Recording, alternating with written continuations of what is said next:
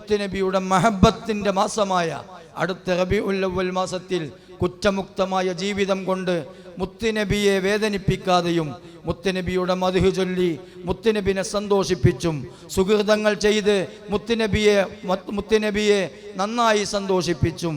എങ്കിൽ അല്ലാഹും റസൂലും ഇഷ്ടപ്പെടാത്ത ദീനിനെതിരായ ശരീഅത്തിന്റെ നിയമങ്ങളെ മറികടക്കുന്ന ആഘോഷങ്ങളിലൊന്നും ഇടപെടാതെയും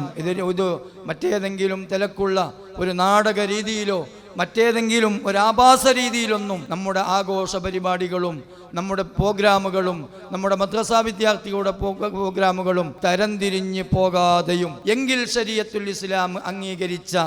ആഘോഷങ്ങളിലൊക്കെ ഒതുങ്ങി നിന്നുകൊണ്ടും ഇതിനെ നന്നായി പുണരണമെന്നും ഇതിനെ ആഘോഷിക്കണമെന്നും ഈ സന്ദർഭത്തിൽ ഉണർത്തി ഞാൻ എൻ്റെ വാക്കുകൾ ഉപസംഹരിക്കുന്നു.